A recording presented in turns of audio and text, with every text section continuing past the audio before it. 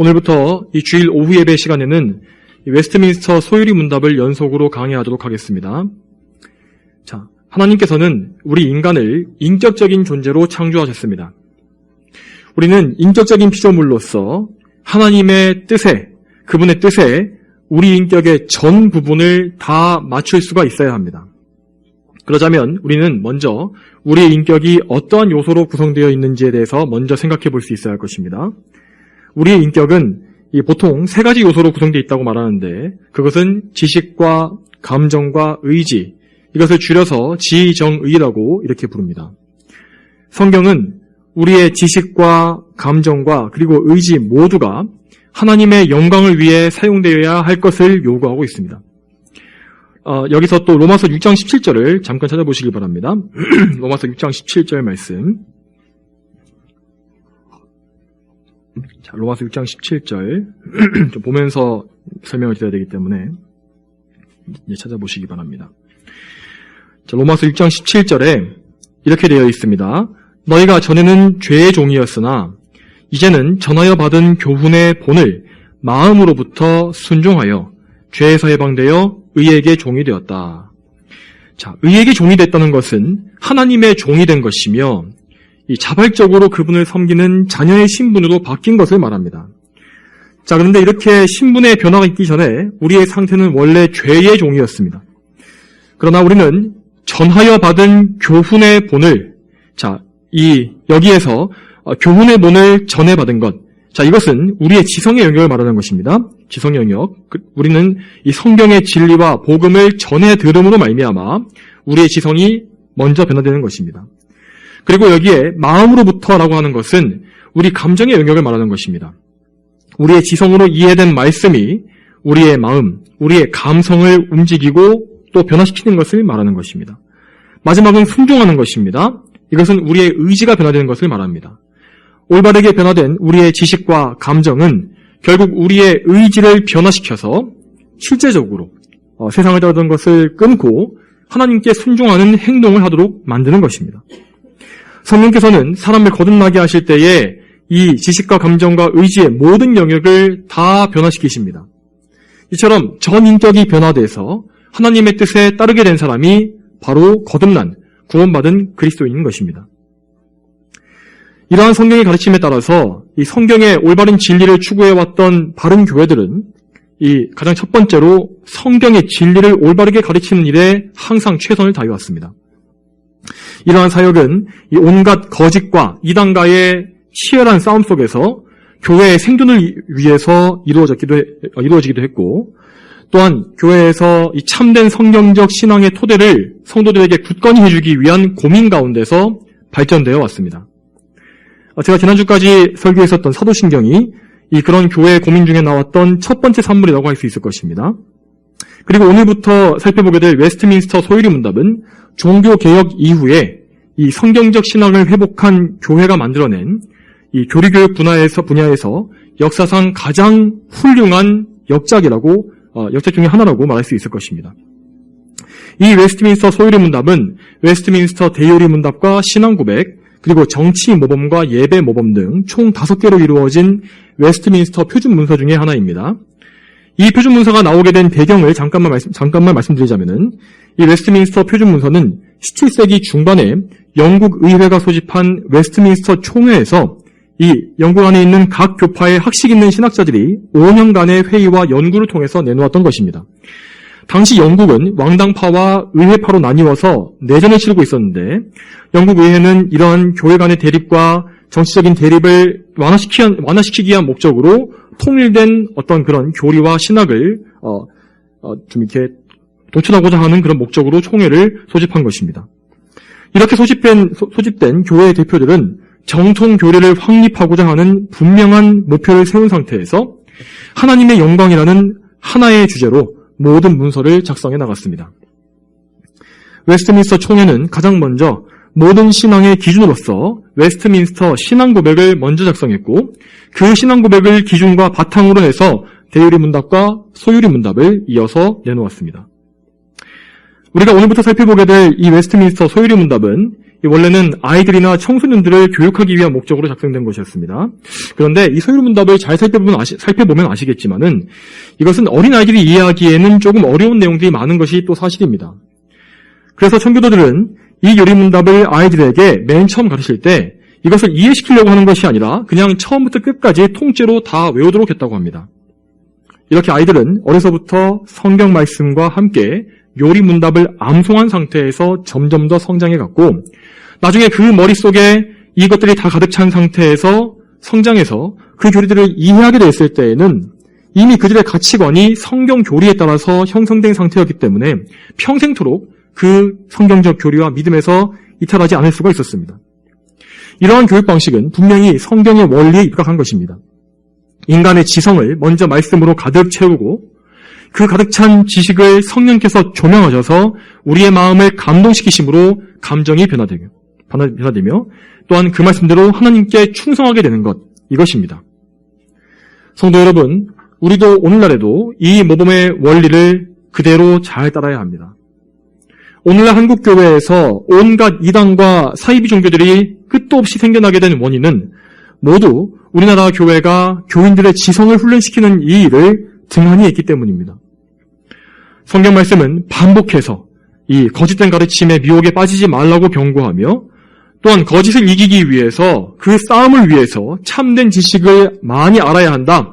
그 지식의 토대를 굳건히 해야 한다고 거듭거듭 말씀하고 있습니다.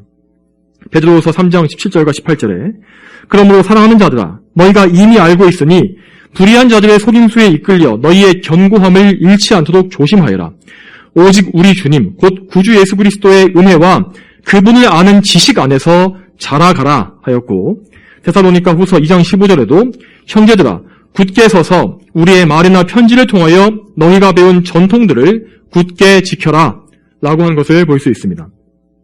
우리는 이 말씀과 같이 우리가 처음 듣고 믿은 그 지식의 토대를 날마다 더 굳건히 다지는 가운데 그 지식 위에 굳게 서서 그 지식을 따른 믿음과 바른 판단력을 가져야 하는 것입니다. 그렇게 함으로써 이 세상의 모든 생각과 하나님을 대적하는 모든 사상들 그리고 현상들을 다 성경적인 지식을 가지고 파괴하고 또 그것을 판단할 수 있어야 하는 것입니다. 그리고 우리는 성경이 가르치는 대로 성경에 나와 있는 삼위일체 하나님을 그대로 알며 그분만을 섬겨야 하는 것입니다. 우리가 올바른 교회에 다니고 있다는 것, 출석하고 있다는 것 자체만으로는 아무 의미가 없습니다. 우리가 스스로 바른 지식의 토대를 굳게 세우지 못한다면 우리는 우리 삶 속에서 잘못된 교리들이 폭풍처럼 몰려올 때 계속해서 그때마다 좌우로 요동치며 이리저리 흘려가게 될 것입니다. 물론 웨스트민스터 소유리문답은 이 교리적 지식의 기초에 해당하기 때문에 이 저희 교회의 많은 성도님들께서는 이미 그 내용을 다 한번 보시고 알고 계시리라고 생각합니다. 그렇지만 그런 분들께서도 이번 기회를 통해서 다시금 기초적인 내용들을 되새기시고 또한 이 계기를 통해서 또한 평상시에 개인적인 연구에 더욱더 열심을 가지게 되셨으면 좋겠습니다. 또한 아직까지 이 소유리문답을 잘 알지 못하시는 분들은 올바른 교리를 기초부터 잘 쌓으심으로써 앞으로 평생 흔들리지 않을 신앙의 토대를 잘 쌓으실 수 있게 되기를 원합니다. 오늘 우리가 첫 번째로 살펴볼 소유리문답의 제1문항은 사람의 제일 되는 목적이 무엇입니까? 입니다. 그리고 그 문항에 대한 답변은 이렇습니다. 사람의 제일 되는 목적은 하나님을 영화롭게 하는 것과 영원토록 그를 즐거워하는 것입니다. 이 문항은 하나님을 영화롭게 하는 것과 그리고 그분을 영원히 즐거워하는 것, 이렇게 두 부분으로 나누어서 살펴볼 수 있겠습니다. 이 요리문답은 우리 인간의 최고 목적 중에서도 그 중에 가장 첫째가 바로 하나님을 영화롭게 하는 것이라고 분명히 말씀하고 있습니다. 우리는 이 교회 안에서 하나님의 영광이라는 이 목적에 대해서 많이 들어왔습니다. 그렇지만 이 교회 밖으로 한 발짝만 걸어나가면 교회 밖의 모든 불신자들은 절대로 여기에 동의하지 않을 것입니다. 왜냐하면 그들이 나고 자란 이 세상은 오로지 사람의 영광과 사람의 즐거움을 위해서 모든 것이 형성되어 있는 것을 그들이 알고 있기 때문입니다. 그러나 그들은 원래 처음에 창조된 세상에 대해서 전혀 알지 못하기 때문에 이 사람이 만들어진 목적에 대해서도 완전히 착각하고 있는 것입니다. 불과 200년 전까지만 해도 이 서구 세계에서 이제 보면은 이 불신자들까지도 이 창세기와 에덴 동산에 대해서도 잘 알고 있었고 그 존재에 대해서는 어쨌든 믿는 사람들이 많았습니다. 그렇지만 다윈이 진화론에 대해서 말을 하고 그 진화론이 온 세상을 지배하게 된 이후에 사람들은 이 우주가 수백억 년 전에 우연히 형성되었다는 이런 가설을 신봉하게 되었고 이 첫사람의 범죄나 범죄 이전의 세상 같은 이런 에덴 동산 같은 것들은 무슨 허황된 신화같이 치부하게 되고 말았습니다. 그렇지만 그들의 생각이 이렇게 망가져버린 것은 모두가 다 죄의 결과입니다. 범죄 이전에는 이 세상과 사람은 결코 이렇게 하나님을 대적한 적이 없기 때문입니다. 하나님께서는 첫날부터 여섯째 날까지 매일마다 이 우주와 지구 그리고 모든 생물들을 날마다 창조하셨는데 날마다 그 모든 것이 그분께서 보시기에 좋았다라고 하셨습니다. 죄가 들어오기 전에 이 세상에 죄가 들어오기 전에 이 모든 피조세계는 하나님의 영광을 그대로 반사하며 선포하는 매우 아름답고 완벽한 모습을 갖추고 있었던 것입니다. 그리고 우리 사람은 모든 세계가 다 완성된 이후에 마지막으로 창조되었습니다.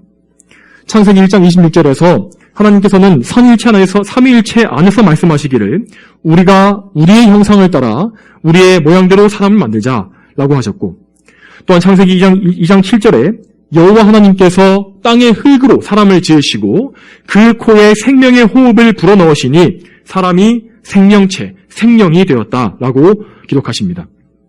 사람은 이 하나님의 형상을 따라 하나님에 의해서 계획되고 만들어졌으며 또한 성령님에 의해 호흡과 생기를 얻어서 생명체가 된 것입니다. 이처럼 사람은 오직 하나님의 능력과 은혜로만 이 세상에 존재하게 되었고 무엇보다 하나님을 따라서 인격적인 피조물로 존귀하게 지어졌습니다.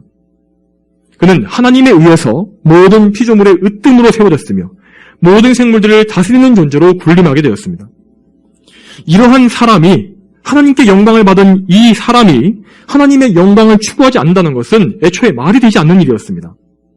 실제로 아담과 하와는 죄가 없을 적에 하나님만을 중심에 모시고서 모든 일을 다 처리했으며 그 마음의 유일한 생각과 열망이 오직 창조주 하나님을 섬기는 일에 맞추어져 있었습니다.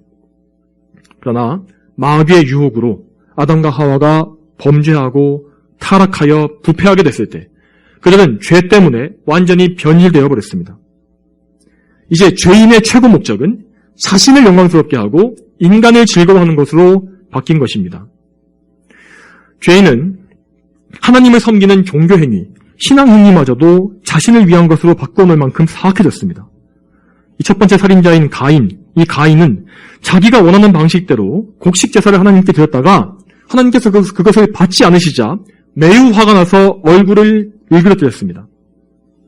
그는 하나님을 기쁘시게 하기 위해 제사를 드린 것이 아니라 자기의 종교적인 욕망을 만족시키기 위해서 자신을 위해서 제사를 드린 것입니다. 그는 그래서 하나님께 책망을 받았음에도 회개하지 않고 오히려 자기 동생을 질투해서 그를 쳐서 죽이고 말았습니다. 그 이후에도 죄인들의 역사는 온통 인간 숭배, 자아 숭배로 점철되어 갔습니다.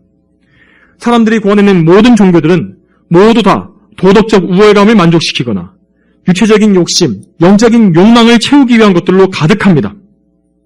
또한 이 세상에서 가장 이타적이고 헌신적인 사람들조차도 결국 그들이 섬기는 것은 하나님이 아니라 사람인 것입니다. 이 세상에는 남을 위해 목숨을 버리는 사람들이 덜어 있고 물론 그들의 희생은 대단히 값진 것입니다. 그러나 죄인들은 그러한 인간의 입장에서 가장 선한 일을 행할 때조차도 하나님의 영광이 아니라 사람의 영광을 위해 그 모든 일을 하는 것입니다. 이러한 죄인의 타락한 본성은 평생 자기를 위하고 하나님을 멀리하고 멸시하며 끝내 하나님께 순종하기를 거부하다가 그 죄값으로 인해 심판과 멸망이 떨어지게 되는 것입니다. 여기에서 우리가 잘 알아야 하는 것은 죄인이 멸망하는 것 역시 하나님을 영화롭게 한다는 것입니다. 죄인의 멸망에서는 하나님의 공의가 실현되며 하나님의 영광은 그 과정에서 전혀 실추되거나 줄어들지 않으십니다. 하나님의 영광이라는 것은 온 세상에서 가장 유일한 궁극적인 목적이기 때문에 선하신 하나님께서는 어떤 경우에도 그 목적의 성취를 포기하거나 실패하시는 법이 없습니다. 그러나 하나님께서는 모든 죄인들을 다 멸망에 던지심으로써 영광받기를 기뻐하지 않으셨습니다. 하나님께서는 그분을 반역한 자들 중에서 일부를 택하셔서 그들을 구원하심으로 그분의 사랑과 은혜를 나타내 주시기를 기뻐하신 것입니다. 하나님께서는 당신이 아시는 기쁘신 뜻과 당신만이 아시는 그 기쁘신 뜻과 의지, 그 자유로운 의지에 따라서 사람들을 선택하셨고 그들이 하나님을 영광스럽게 하는 친백성이요 그분의 찬미가 되도록 하셨습니다. 이 일을 위해서 하나님께서는 죄로 타락한 그들을 거듭나게 하셔서 그들에게 자발적으로 하나님을 영화롭게 하고자 하는 그런 선한 마음을 심어주셨습니다. 그러므로 그리스도인들은 하나님께서 부여해 주신 이 새로운 본성을 가졌기 때문에 사람이 처음 창조되었던 그 목적에 부합하는 삶을 살 수가 있는 것입니다. 사람이 하나님을 영화롭게 하는 것은 전적으로 하나님의 은혜로부터 나오는 선한 열매입니다. 여러분, 그렇다면 우리는 어떻게 하나님을 영화롭게 할 수 있는 것입니까? 여기에서 우리가 먼저 전제해야 할 한 가지 사실은 우리가 어떤 일을 어떻게 하더라도 무엇을 하더라도 하나님을 원래 그러셨던 것보다 더 영광스럽게 높일 수는 없다는 사실입니다.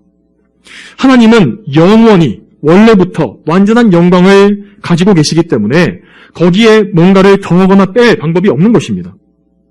그러므로 우리가 하나님을 영화롭게 한다는 이 말은 그분의 뜻에 순종한다는 것이고 그분께서 기뻐하신 일을 한다는 것이며 또한 그분의 영광을 이 온 세상에 선포하는 것을 말하는 것입니다. 하나님께서는 그분의 백성들이 당신을 영화롭게 하는 방법을 친히 정해주셨습니다. 대표적으로 우리가 이렇게 예배하는 것, 하나님을 모여 예배하는 것은 하나님을 영화롭게 하는 가장 중대한 일입니다. 하나님을 예배하는 것은 그리스도 예수님을 통해 구원받은 사람들만이 누릴 수 있는 놀라운 특권입니다. 우리는 이 놀라운 은혜에 감사하면서 하나님께서 정해주신 방법대로 하나님을 예배해야 합니다. 우리는 사람을 만족시키기 위한 세상적인 기교를 다 제외시켜버리고 경건하고 거룩한 찬송과 기도를 하나님께 올려야 하며 성경적인 말씀 선포를 통해서 하나님의 뜻을 알고 믿어야 합니다. 또한 이 예배를 삶의 중심에 고정시켜 놓고서 우리는 모든 일에 감사하는 것, 그리고 또한 하나님의 계명에 철저히 순종함으로써 하나님을 높일 수가 있습니다. 그리고 우리는 우리의 모든 사랑을 다 하나님께만 바침으로써도 하나님을 영화롭게 할 수가 있습니다. 그 외에도 우리는 또 죄인이기 때문에 우리의 죄를 매일마다 참되게 회개하고 그 죄를 슬퍼하는 그 모든 일을 통해서 하나님을 영화롭게 할 수 있고 또한 다른 이들을 그리스도께 인도하여 그들이 회개하도록 하는 일을 통해서도 하나님을 높일 수가 있습니다. 그리고 우리는 거룩한 삶을 위해서 열심을 내고 거짓된 것들과 이 세상의 모든 거짓과 싸움으로써 하나님께 또한 영광을 돌릴 수 있습니다. 마지막으로 우리는 하나님께 우리의 것들을 바침을 통해서도 그분을 높일 수가 있습니다. 반면에 우리가 하나님의 영광을 위한 모든 일을 하지 않거나 그에 반대되는 일을 한다면 우리는 하나님의 영광을 도둑질하는 자가 될 것입니다. 앞서서 죄인의 본성에 대해서 설명드릴 때 말씀드렸지만은 우리는 예배를 드리면서도 얼마든지 자기의 영광을 추구할 수 있는 그런 악한 죄인들입니다. 현대교회의 예배에는 이렇게 인간의 영광을 추구하는 것들이 너무나 가득 차 있습니다. 사람의 감정을 고조시키기 위한 음악과 악기들이 가득하고 인간의 성공과 번영을 전하는 설교자가 강단에 가득하며 또한 방언이나 입신과 같이 종교적인 도치감에 빠지게 하는 온갖 광란들이 하나님의 영광을 도둑질해서 사람들에게 돌리고 있습니다. 우리는 이러한 영적 악행에서 반드시 벗어나야 합니다. 반드시 바른 말씀과 바른 방식을 따라서 예배를 드리는 가운데 하나님께만 우리의 온 마음을 집중해야 합니다. 우리는 그저 아무것도 없는 빈손으로 하나님께 나올 뿐이며 죄인으로서 하나님께 나오는 것뿐입니다. 예배 자리에서 우리는 사라지고 오직 우리의 예배를 받으시는 하나님만이 높임 받으시는 것, 그것이 우리의 참된 예배가 되어야 하는 것입니다. 또한 우리는 남에게 보이려고 하는 어떠한 외식도 없이 자신을 하나님 앞에서 드러내놓고 점검하며 겸손하고 낮은 마음으로 하나님 앞에만 나아갈 수 있어야 하는 것입니다. 또한 우리는 우리의 모든 삶 속에서도 예배를 제외한 모든 우리의 평상시 삶 속에서도 오직 하나님의 영광을 돌리기를 힘써야 합니다. 우리는 오늘 본문 말씀인 고린도전서 10장 31절 말씀처럼 먹든지 마시든지 무엇을 하든지 다 하나님의 영광을 위하여 하는 훈련을 매일마다 해야 하는 것입니다. 우리의 말과 행동뿐만 아니라 생각까지도 하나님께서 기뻐하시는 법도대로 교정해 나가며 또한 우리의 육신을 복종시켜서 하나님을 섬기는 데 방해가 되는 정욕적인 습관과 행동을 제거할 수 있어야 합니다. 우리는 자신을 사랑하는 육적인 우리의 마음을 경계해야 합니다. 오늘날 이 세상을 지배하고 있는 심리학의 개념은 나 자신을 좀 사랑하고 아껴주어라 라고 이렇게 말을 합니다. 그리고 심지어 교회 안에서도 그런 말을 전파하는 설교자들을 심심치 않게 볼 수가 있습니다. 그러나 굳이 그렇게 강조하지 않아도 모든 죄인들은 원래부터 태어나면서부터 자신을 끝도 없이 사랑하는 그런 존재입니다. 그렇기 때문에 오히려 성도가 해야 할 것은 자신을 미워하는 것입니다. 죄악으로 부패한 나의 옛사람의 본성을 미워하고 그 옛 본성에서 나오는 온갖 더러운 죄를 미워하고 멀리할 수 있어야 하는 것입니다. 하지만 거듭난 성도에게도 이렇게 죄와 싸우는 것은 매우 어려운 일입니다. 우리는 언제나 이 세상에서 즐거움을 자꾸만 찾으려고 하고 나 자신을 만족시키려고 하는 유혹에 쉽게 넘어집니다. 물론 성도들도 하나님의 은혜 가운데 자족하면서 이 세상에 속한 것들을 즐겁게 사용할 수가 있습니다. 합당하게 사용할 수 있는 것들이 있습니다. 우리 역시 맛있는 것을 먹고 건전한 음악을 듣거나 영화를 감상하고 여행을 가거나 가족들과 함께 편안한 휴식을 갖는 것을 충분히 즐길 수 있습니다. 그러나 이러한 자연스러운 즐거움 중에서도 우리는 자주 정도를 벗어나고 기도와 예배를 게을리하다가 영적인 침체와 낙심, 이런 모든 죄에 빠지는 경우가 너무나 많습니다. 그렇기 때문에 우리는 오늘 요리문답의 두 번째 부분을 이어서 살펴보아야만 하는 것입니다. 인간의 최고 목적 중에 두 번째는 하나님을 영원토록 즐거워하는 것이다 라고 하였습니다. 우리는 이 말씀처럼 하나님 안에서 궁극적인 즐거움을 누림으로써 이 세상의 모든 정욕적인 죄악된 즐거움을 멀리할 수가 있는 것입니다. 하나님을 영원토록 즐거워하는 것, 이것은 먼저 그분을 영화롭게 하는 것 뒤에 이어지는 것입니다. 그 둘의 순서가 바뀌어서는 안 될 것입니다. 만일 하나님을 즐거워하는 것이 먼저 오게 된다면은 우리 죄인들은 분명히 하나님의 뜻과 관계없이, 하나님의 영광과는 관계없이 우리의 마음대로 하나님을 즐거워하는 방법을 고안해낼 것이 분명하기 때문입니다. 여러분, 이제까지 인류의 역사 속에서 죄인들은 이 자기 영광을 추구하는 가운데 끊임없이 인생의 즐거움과 평안을 찾아서 헤매왔습니다. 그들의 마음속 한켠에는 이 자기 조상인 아담과 하와가 잃어버렸던 낙원에 대한 기억이 남아있었기 때문에 항상 이 지상에 낙원을 세우려고 했던 것입니다. 그들이 이렇게 그토록 평생의 낙원을 갈망하고 즐거움을 찾았다는 것은 죄인들에게 결코 평안이 없다는 사실을 보여주고 있는 것입니다. 이처럼 하나님을 떠나버린 죄인에게는 결코 평안이 없으며 안식도 없습니다. 그분의 창조주요 주인을 떠났기 때문에 그들에게는 결코 그런 안식이 없는 것입니다. 그러나 하나님께서는 그분께 돌아온 사람들에게는 즐거움과 안식을 다시금 풍성하게 회복시켜 주셨습니다. 여러분, 이렇게 하나님께 돌아온 우리들은 하나님께 좋은 것을 많이 받습니다. 이 세상의 복락을 우리는 많이 누릴 수 있습니다. 그렇지만 우리는 때때로 좋지 않아 보이는 것들도 하나님께 받기도 합니다. 욥이 말했던 것처럼 우리는 하나님께 복을 받을 수도 있지만 그분의 주권 안에서 재난을 당할 수도 있습니다. 그러나 하나님 안에 있는 사람은 이러한 시련과 고난을 통해서 오히려 단련되며 마침내는 하나님만으로 기뻐하는 일체의 영적인 비결을 얻을 수가 있는 것입니다. 오늘 두 번째 본문인 하박국 3장 18절에서 하박국 선지자는 나는 여호와를 즐거워하며 나의 구원의 하나님을 기뻐합니다 라고 말했습니다. 여러분, 그렇지만 이 말은 그가 이 하박국이 세상적으로 즐거움과 평안을 누리는 중에 했던 말이 아니었습니다. 그는 선지자로서 남유다 왕국에 다가오는 심판과 재앙에 대해서 미리 보는 중에 이 말을 한 것이었습니다. 하나님께서는 하나님을 반역한 백성들을 징계하시기 위해서 바빌로니아, 갈대아의 나라를 일으키셨고 때가 차게 되면 그들은 남유다를 침공해서 수많은 사람들을 학살하고 왕국을 멸망시킬 것이었습니다. 처음에 이 사실을 알게 된 하박국은 어떻게 이런 일이 있을 수 있겠느냐? 어떻게 이방인들이 하나님의 거룩한 백성들을 짓밟을 수 있겠느냐? 어떻게 덜 악한 자들을 심판할 수 있느냐? 라고 하나님 앞에 의문을 품었습니다. 그러나 결국 하박국은 하나님의 은혜 가운데 그분의 선하심을 믿고 그분의 주권을 인정하게 되었으므로 이렇게 여호와 하나님만을 즐거워하고 기뻐하는 믿음을 고백할 수 있게 된 것입니다. 물론 남유다는 짓밟히고 황폐해질 것이며 그들의 모든 산업은 다 망하게 될 것이었습니다. 그럼에도 불구하고 이 세상의 것들을 다 잃어버린다 하더라도 선지자는 하나님만을 기뻐하겠다고 그렇게 찬송한 것입니다. 여러분, 또 신약 성경에 넘어와서도 이 사도행전에서 이 사도들 역시 환난 중에 하나님만으로 인해서 마음의 평안과 기쁨을 누린 것을 볼 수 있습니다. 대표적으로 베드로는 이 감옥에 갇혀서 헤롯에게 잡혀서 감옥에 갇혔지 않습니까? 그때에 그는 조만간에 공개 채용을 당할 위기에 처했었습니다. 그럼에도 불구하고 그는 감옥에서 평안히 깊은 잠을 잤다고 합니다. 그가 어찌나 곤히 잠들었던지 그를 감옥에서 빼내주기 위해서 왔던 천사가 그의 옆구리를 툭툭 쳐서 깨웠다고 할 정도였습니다. 또한 바울과 실라는 채찍질을 많이 당하고 감옥에 갇혔고 또 족쇄에 발이 묶인 상태에서도 그런 아픔과 그런 슬픔 가운데서도 기도하며 하나님을 찬송했다고 기록되어 있습니다. 그리고 감옥에 있는 모든 사람들이 그 찬송 소리를 들었다고 되어 있지 않습니까?